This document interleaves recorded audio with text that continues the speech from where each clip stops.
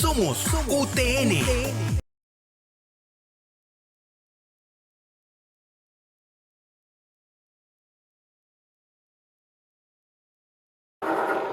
Libertad al amanecer.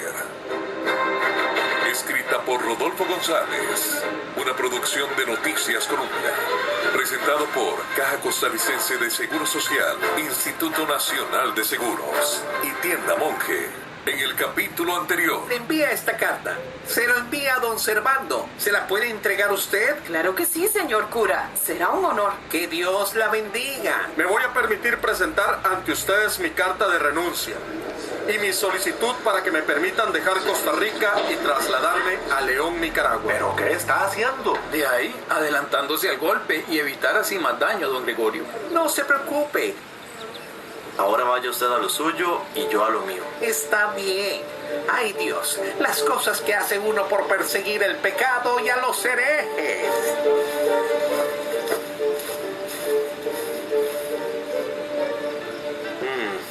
Esta debe ser la ventana de la habitación de Raquel. Veamos. Jimena, Alejandro, ¿quién es? Con que Jimena y Alejandro. Qué interesante. ¿Quién es? ¿Quién anda ahí?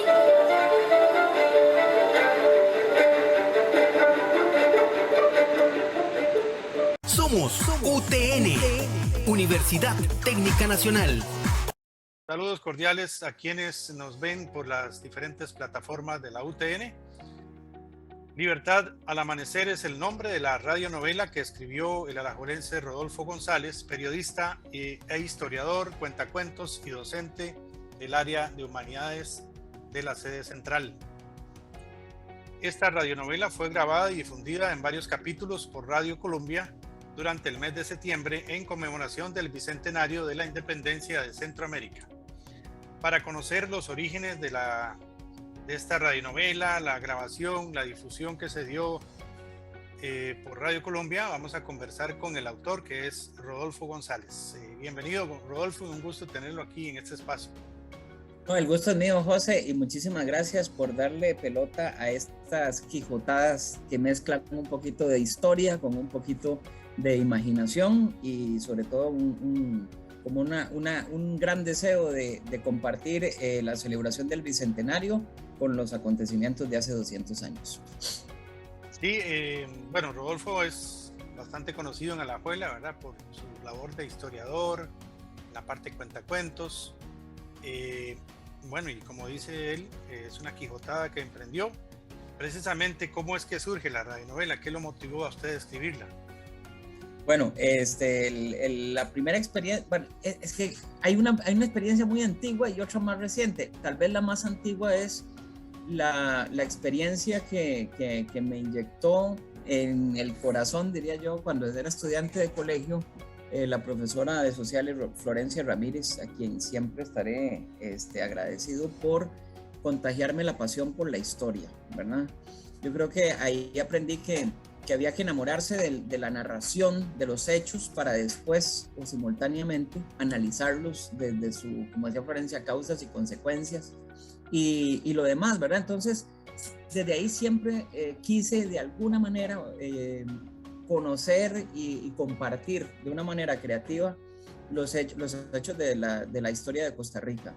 Entonces, afortunadamente la vida, Dios me ha regalado la oportunidad de hacerlo, de compartirlo en diferentes momentos. Por ejemplo, cuando Juan Madrigal era director del Museo Histórico Cultural Juan Santamaría, ahí se me ofreció la oportunidad de trabajar algunos guiones de visitas guiadas con actores, donde podíamos compartir con las personas quiénes eran Juanito Mora, quiénes eran William Walker, quién era Anselmo Llorente, y siempre con un lema, ¿verdad? Que la historia no tiene por qué ser aburrida. Con el tiempo, esta travesura de Colombia nació en el año 2019, pienso yo, cuando el 11 de abril tuvimos una experiencia de tratar de contagiar a las personas de una emoción particular que fuera más allá de los famosos discursos que hay en el acto cívico, ¿verdad? Porque a veces estamos ya como un poco vacunados, digámoslo, de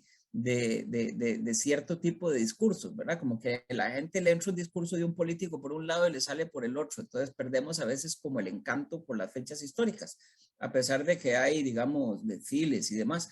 Pues ahí hicimos una primera travesura en Colombia que fue, ¿qué pasaría si la misma emoción que siente la gente por la selección nacional de fútbol la siente por la quema del mesón? Ese pequeño ejercicio era, ¿verdad? Si podemos, si los ticos tenemos un patriotismo de campo de fútbol, ¿verdad? Donde de repente se nos eriza la piel por Costa Rica cuando jugamos fútbol, bueno, ¿qué pasaría si logramos fundir, ¿verdad? Las emociones del fútbol con las emociones de la historia y a ver qué pasa? Entonces, con un riesgo grande, porque también hubo críticas a este ejercicio, pero no importa, hubo más, ¿verdad? Hicimos que los locutores deportivos de Colombia narraran, como narran un gol, ¿verdad? Narraran las hazañas de Luis Pacheco Bertora, Joaquín Rosales y Juan Santamaría a la hora de quemar el mesón. Y eso abrió la puerta para proyectos como este, que ya era contar la independencia en otro formato, que era la radionovela. Al que usted se refiere era como un radioteatro, ¿verdad? Sí, era, digamos, me acuerdo que en esa época Henry Rodríguez, que fue el que me dio pelota con esto, ¿verdad? Me dijo, era director de Noticias Colombia, y Henry, le digo yo, Henry, yo me acuerdo porque venía caminando, no sé qué cosas raras de la vida, venía caminando por el centro de La Juela, y de repente me acordé de un ejercicio que habíamos hecho en cuentos. Yo cuento cuentos del 56 en el museo, y era eso. Empezamos un día a bromear, ¿cómo sería si transmitiéramos la batalla de Rivas como un partido de fútbol? Y en ese momento, no sé por qué se me ocurrió, mira, viene el 11 de abril, ¿será que Colombia me da bola? ¿Será que los locutores se apuntan? Y así fue. Henry de una vez me dijo, dele, escriba. Me fui a escribir la batalla de Rivas como si fuera un partido de fútbol, se los pasé, y ya al día siguiente estaba grabado y lo comunicaron. Entonces yo creo era un radioteatro, tenía locución y comentario, igualito que un partido de fútbol, con comentario. Buenísimo. Y en este caso, Rodolfo, esta radionovela, bueno, yo la he escuchado, ¿verdad? Casi todos los capítulos los he escuchado. Hay personajes reales, pero es un argumento ficticio, ¿verdad? Sí, es muy interesante porque el proceso de la independencia, digamos, a mí había algo que me inquietaba, y era como esa idea de que no se estudia mucho porque es aburrido, porque es como en algunos casos hasta vergonzoso. La gente dice, es que a nosotros la independencia nos la regalaron, ¿verdad? Que es como una cierta actitud muy curiosa ante ciertos pasajes de nuestra historia, como si los ticos no nos tomáramos en serio la historia. De manera que siempre a Juan Santamaría lo empujaron y la independencia nos la regalaron, ¿verdad? Hay como un choteo a nuestros acontecimientos fundantes, ¿verdad? Me parece como interesante eso. Pero bueno, a mí eso me molestaba y empecé a investigar cómo era el tema de la independencia. No es fácil porque afortunadamente, digamos, don Ricardo Fernández Guardia logra una propuesta narrativa de este proceso de la independencia que después, con base en las mismas ideas, desarrolla con la facilidad que tenía don Rafael Obregón Loría en otro texto sobre el mismo tema. Entonces hay dos temas que lo guían a uno de la mano. El texto de Ricardo Fernández Guardia sobre el proceso de independencia, que es un texto que ya tiene más de 100 años, y el de don Rafael Obregón Loría. A partir de ahí surgió un proyecto. Me lo puso en bandeja y fue que el Teatro Nacional me ofreció la posibilidad de traducir en lenguaje de cuentería actas que los cabildos de Alajuela, Heredia, de los principales pueblos, villas y ciudades habían documentado el proceso de independencia. Entonces dije yo, como que la vida me está hablando, ¿verdad? Yo que quería estudiar esta cosa y el Teatro Nacional que me pone a estudiarlo también. Entonces, a partir de las actas, a partir de Ricardo Fernández Guardia, a partir de Rafael Obregón Loría, y todavía me llega una amiga, Vilma, que me manda que publicó un grupo de investigadores de la Cancillería sobre el proceso de independencia, y dije yo, es demasiado claro, aquí tengo mucha información, lo que tengo que hacer es algo con esto. Entonces la tenía por ahí, y me llama Evelyn Fachler de Noticias Colombia y me dice, Rodolfo, ¿este año qué vamos a hacer? Porque a Evelyn le gustaba, después de lo del 11 de abril, como en algunas fechas, jugar un poco con algunos formatos más creativos, ¿verdad? Menos la entrevista formal de un investigador de historia y un poquito como más creativo. Entonces yo le digo, vea, yo tengo ahí, estoy trabajando un proyecto para el Teatro Nacional, pero un sábado, mientras lo estaba trabajando, se me ocurrió una idea. Yo lo primero que vi fue la imagen, la imagen del primer capítulo de radionovela. Se me vino así, yo estaba a las 6 de la tarde y se me vino una mujer corriendo y atrás un cura y la mujer con un libro prohibido. Esa fue la primera imagen. Y a partir dije yo, ¿qué pasa aquí? ¿Qué pasa aquí? Y empecé como a pensar, ¿no será esto bonito de hacer en radio? Porque ¿dónde más se va a hacer? ¿Verdad? Con tantos personajes, con trajes de época, eso no se puede hacer, o sea, no, en animación es carísimo, ya no hay tiempo, en cine, en teatro, ¿quién va a meter? Yo actores, ¿cómo consigo yo plata? Entonces dije yo, radio, el radio es el teatro de la imaginación. Y escribí el proyecto por, no sé ni por qué, escribí los primeros 5 capítulos como guión literario y los dejé engavetados. Traté de hacerlo a principio de año con un amigo a ver si lo encontrábamos a algún lado, un podcast, no hubo manera. Y me llama Evelyn Fachler y me pregunta, ¿este año qué vamos a hacer? Y le digo yo, bueno, yo tengo engavetado un proyecto de radionovela. Y me dice, me encanta, presentémoselo a Daniel Alfaro, que es la cabeza de la familia Alfaro, prácticamente los dueños de Colombia, a ver qué dice. Y Daniela se apuntó, pero lo hizo como a ojo cerrado. O sea, como yo sentí como eso, como cuando uno le dan toda la confianza y apuestan por el proyecto y sin haberlo visto. Y así fue como salió. Pero hubo una particularidad, ¿verdad? Empezamos a empujarlo como en mayo, más o menos, mayo, junio. Y entonces la idea era, véndalo, pero ¿quién va a comprar una radionovela en estos tiempos? ¿Verdad? La economía a capa caída, ya, y el concepto es en radio ya no se hace radionovela, eso es un género de los años 40, eso es un género de los años 50, la gente ya no hace eso. Y entonces costó. Y a final, como faltando 2 semanas para septiembre, faltando a mitad de agosto, lo que yo no quería, yo les decía, ya cuando yo iba a decir, desechemos el proyecto porque ya no hay tiempo de hacer esto. Y entonces me dicen, conseguimos a 3 patrocinadores, vamos adelante con el proyecto. Y entonces empezamos. Esto ha sido una locura. Tan ha sido la locura, ¿verdad? Que ahorita, mientras vos me acabas de hacer mientras estamos, ¿verdad? Conversando, de ahí, yo recuerdo, digamos, que yo escribía de 5 de la mañana a 7:30, 8, ¿verdad? Un capítulo. A veces en la noche, sábados y domingos, ¿cuál feriado? Olvídese, ¿verdad? El poquito tiempo libre que había. Yo no puedo escribir en la noche porque me duermo, ¿no? La creatividad no me funciona, pero en la madrugada sí. Entonces era de 5 de la mañana a 7, a veces 9 de la mañana, de 5 a 9, 4 horas para escribir un capítulo. Y así, pero bueno, así fue como se dio. Bueno, hablando de todo esto, ¿verdad? Es curioso, Rodolfo, casi todos, o por no decir todos, porque usted también actúa ahí en la primera parte de la radionovela, son actores, digamos, no son actores profesionales, son gente que trabaja en la emisora. Sí, eso es una particularidad, digamos, aunque parezca que los 3 patrocinadores generan muchísimo dinero, en realidad no es así. La radio, ¿cómo se llama? No está como o sea, las radios en general, los medios, como todo el país, ¿verdad? En la economía,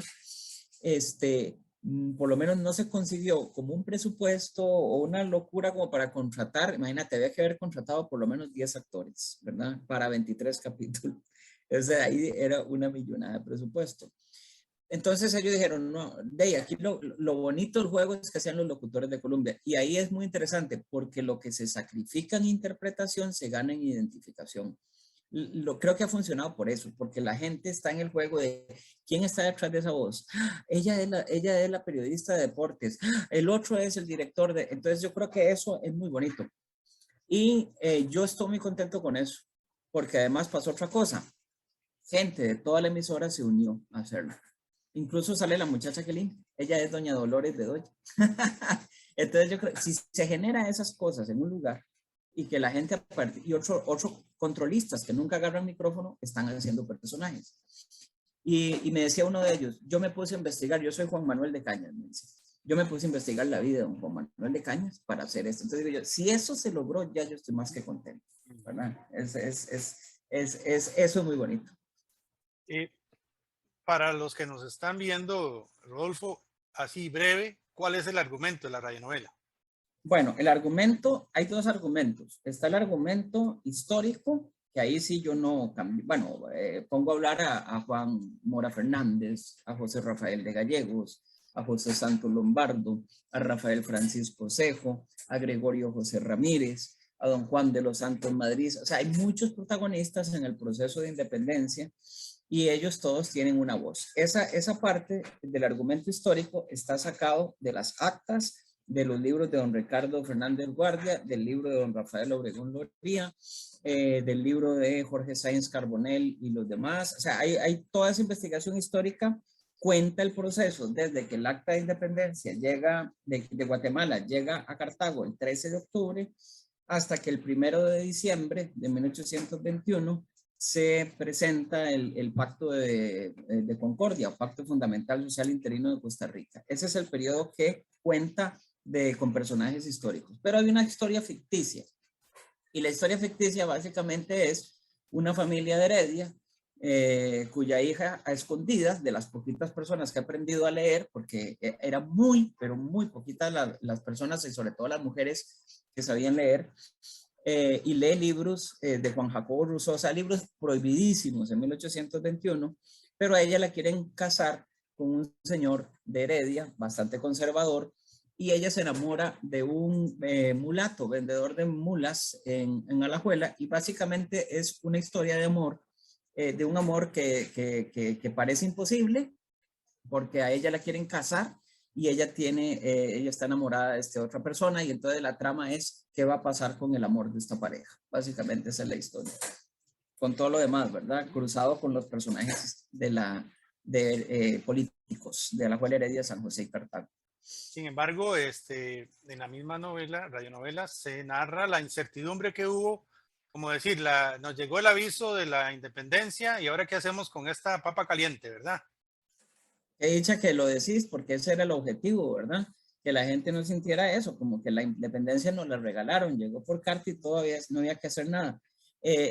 Durante 23 capítulos se siente la tensión de los cabildos, los tira y encoge, las posiciones diferentes entre Cartago, Heredia y San José, la timidez de Alajuela, por ejemplo, al principio, Heredia completamente más conservadora que Cartago, incluso Cartago con gente que tiene posiciones muy diversas, así como los que quieren unirse al Imperio Mexicano de Iturbide, otros no tanto. En San José, clarísima la posición de no querer formar parte del Imperio Mexicano de Iturbide, sino un gobierno propio.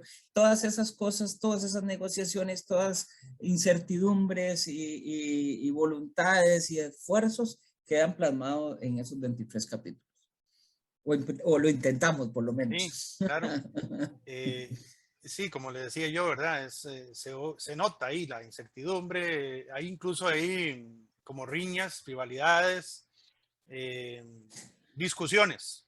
Sí, y es muy interesante porque uno se encuentra en los libros de historia, por ejemplo, una tensión muy grande entre don José Santos Lombardo y don Rafael Francisco Cejo, por ejemplo, porque ambos, que eran maestros, habían estudiado en Nicaragua, eran personajes que llegan a enfrentarse en la Junta de Delegados de los Pueblos y a recriminarse. O sea, hay como muchos referentes a veces a como unos ve, ¿verdad? En el Congreso actual y demás, esas posiciones de un lado a otro quedan reflejados ahí. Por lo que he oído también, hay de todo tipo de público que le encantó la radionovela. Hay niños que he escuchado ahí que sobre todo porque la primera vez que se escucha en el día, la radionovela es en el noticiero de la mañana, ¿verdad? que hay niños que están alistándose para ir a la escuela y mientras toman su cafecito para el desayuno, están esperando que entre la radionovela, que normalmente la ponían después de las 6 de la mañana.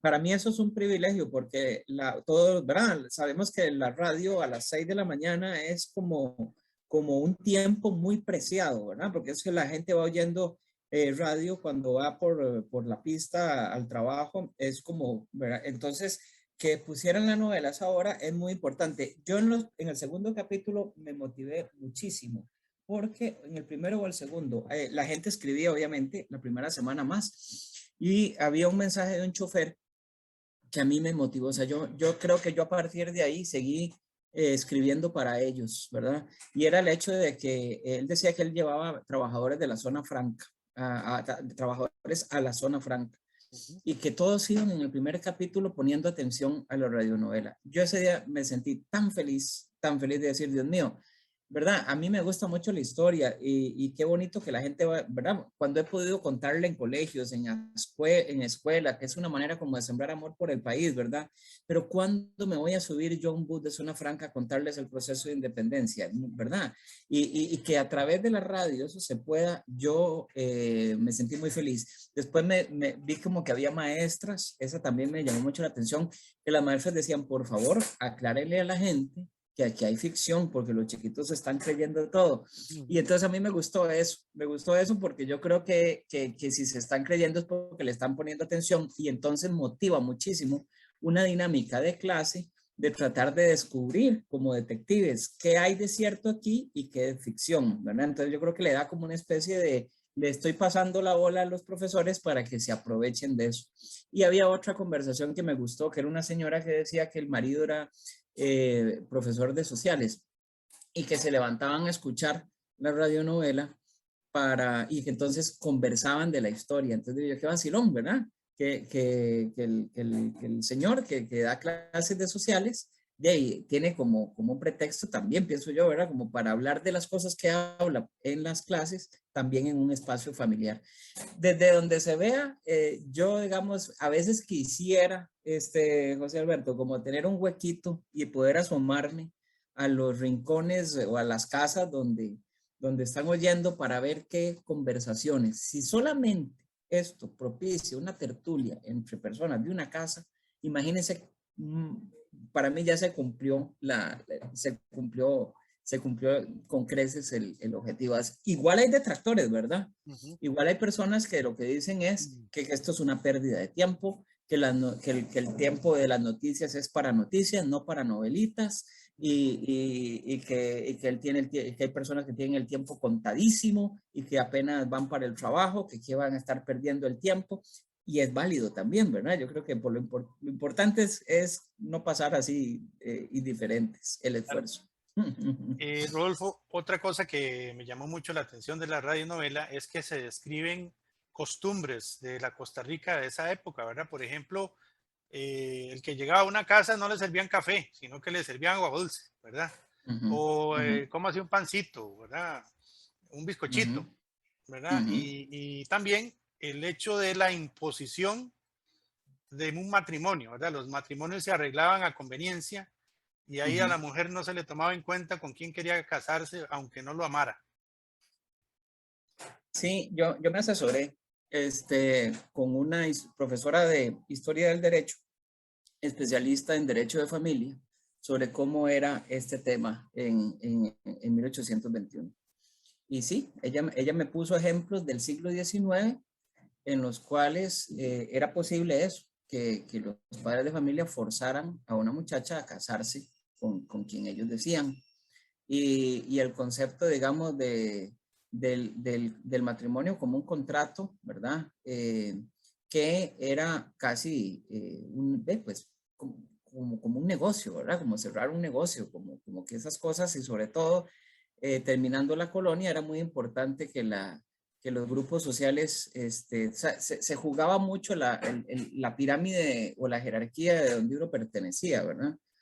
Había como mezclas posibles, ¿verdad? Era posible que un mulato se casara con una española siempre y cuando la española fuera venida menos, ¿verdad? Empobrecida. Entonces, ella lo que le quedaba era el valor de ser española y eso le permitió un ascenso social al mulato. Todas esas cosas que se vivían en 1821, yo las quise poner como quise poner y recordarle que la esclavitud estaba vigente en Costa Rica en esa época. Por eso es que hay personajes que son esclavizados. La abuela Soledad es esclavizada. Una negra esclavizada. Es una negra esclavizada. Entonces, porque eso no lo vi mucho, ¿verdad? En el concepto de la celebración del Bicentenario, era como, sí, así era Costa Rica. En Costa Rica había esclavitud en esa época. Que se compraba la libertad de la persona, ¿verdad? Si querían dejar de ser esclava, había que comprarle la libertad.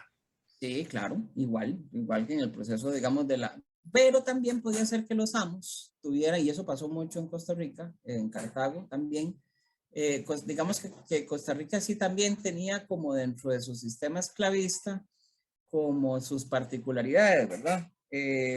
Hubo el caso de amos que liberaron por su propia voluntad a los esclavos, ¿verdad? También lo hubo, ¿verdad? No todo era págueme y lo libero, sino que había voluntad, sobre todo cuando había descendencia, que pasaba mucho, ¿verdad? Nuestra cultura mestiza era muy abundante y había mucha descendencia de españoles o de criollos con afrodescendientes, ¿verdad? Y con indígenas, pero con afrodescendientes, sobre todo en ese periodo.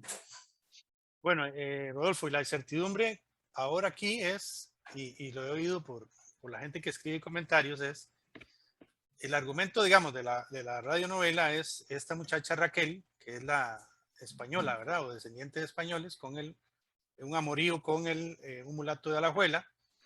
¿Qué va a pasar? ¿Se van a casar o no se van a casar? Entonces, eso se sabe hasta el último capítulo. En el último capítulo, sí, tal vez creo que fue un poquito, hubiera sido más rico de desarrollar esto, tal vez con más tiempo, pero como por las mismas circunstancias en las que íbamos como creando y entregando y grabando, creando, que era lo que yo no quería, ¿verdad? Creo que la resolución de la historia se me condensó mucho en los últimos 7 capítulos. Entonces, sí, en el último capítulo sabremos el desenlace de esta historia. En los últimos 2 capítulos sabremos el desenlace de esta historia. Sí, Raquel se casa con, ¿cómo se llama el mulato? Se llama Alejandro se llama. Sí, es un comerciante de mulas, ¿verdad? De mulas, sí, y que vienen de Nicaragua y que se las suministra don Diego, un español que vive allá en Nicaragua. Ok, pero sí. hay los papás de Raquel quieren casarla con Efraín es un herediano, ¿verdad? Muy conservador, apoya la monarquía. Heredia tiene un peso muy grande. Digamos que en la novela está distribuido el peso de la siguiente manera. Los acontecimientos políticos, históricos, están concentrados en San José y en Cartago. Entonces, cuando veamos que digamos, estamos muy acostumbrados a ver este proceso de independencia desde los ojos de San José y de Cartago. Y la historia digamos, la historia cultural y social de esa época está centrada en Alajuela y en Heredia, en la radionovela. Heredia juega un papel muy importante en este proceso. Yo, a la hora de estudiar, me di cuenta que Heredia era mucho más conservadora que Cartago. Hubo una época que no está en la novela, que es 1822, donde incluso Heredia permanecía ligada a León, ¿verdad? Cuando el resto de las ciudades, inclusive Cartago, se habían, después del Pacto de Concordia, incluso desligado políticamente de León, de Nicaragua. Costa Rica pertenecía o sea, había una provincia que era la provincia de Costa Rica y Nicaragua. Costa Rica en esa época era un partido, como un partido era Nicoya también, ¿verdad? Es interesante, estamos acostumbrados a ver el partido de Nicoya, pero para 1821 hay que empezar a ver, hay que pensar a Costa Rica como un partido también, así como el partido de Nicoya, que después con la legislación, sobre todo de mitad de abril en adelante, ya adquiere Costa Rica el peso, y sobre todo a finales, el peso de provincia, pero todavía no. Hay toda una forma de vernos que es muy distinta. Entonces había, por ejemplo, en esa época un ligamen muy grande con Nicaragua. Por eso, digamos, los personajes como que entre Nicaragua y Costa Rica fluyen en esta radionovela. ahora sentimos como que la división es muy grande entre Nicaragua y Costa Rica, ¿verdad? Pero en la radionovela hay como más fluidez entre los dos países, entre lo que pasa en los dos países. Bueno, Rodolfo, para ir finalizando. Hablo mucho yo, ¿verdad? No, es importante que la gente conozca todo el teje y maneje de la obra. ¿Dónde la pueden escuchar las personas que tal vez nos están viendo, pero ahora sí me quedó la incertidumbre de esa radionovela? Yo lo que hago más fácil, es meterse a la página de Radio Colombia, sí. más bien. De hecho, yo en cualquier buscador, Google, lo que sea, yo pongo Libertad al Amanecer, Colombia y plum, me lleva directamente a eso. Y ahí están todos los capítulos. Ojalá que tengamos retroalimentación de los colegas y de la gente, de la familia de la UTN sobre este trabajo. Claro que sí, y también, digamos, a los otros colegas de humanidades, de las otras áreas también, ¿verdad? Que puedan usar la radionovela para apoyarse en quizá las materias que están impartiendo ellos mismos, ¿verdad? Ojalá que sí, y bueno, es un recurso más, ¿verdad? Yo creo que una de las cosas bonitas, y eso que a mí me apasiona, este año estoy como estrenándome en humanidades y eso me pone muy contento porque da pie a todos estos esfuerzos, ¿verdad? De cómo trabajar la identidad, la historia y hasta la literatura. Bueno, y a mí me da mucho gusto saber que Rodolfo forma parte de la UTN. Rodolfo fue compañero mío en la Universidad de Costa Rica y bueno, lo conozco de hace muchos años y sé la clase de profesional y de persona que es. Así que, Rodolfo, lo felicito por esta quijotada que se hizo realidad y pues adelante, ¿verdad? Siempre con estos proyectos. Más bien, José Alberto, muchas gracias por darle pelota a la radionovela, ¿verdad? Y esos esfuerzos, en realidad, yo creo que este espacio, pues lo que invita un poco es a que no permitamos nunca que la historia de Costa Rica sea vista como algo aburrido o materia de examen, sino que todos estos grandes, talentosos profesores que yo he visto en la UTN, que unos cantan, otros escriben, hay de todo, ¿verdad? Y lo hacen, alimentan en sus estudiantes la pasión por la identidad, por lo que somos, ¿verdad? Porque si una identidad se deja morir, no se construye, no se actualiza, pues el país pierde raíces y nos lleva a cualquier ventarrón que nos sople, ¿verdad? Muchas gracias, Rodolfo. Y pura vida. Y muchas gracias por hacernos traer al presente la historia. De eso se trata. Un gran abrazo a todos y todas.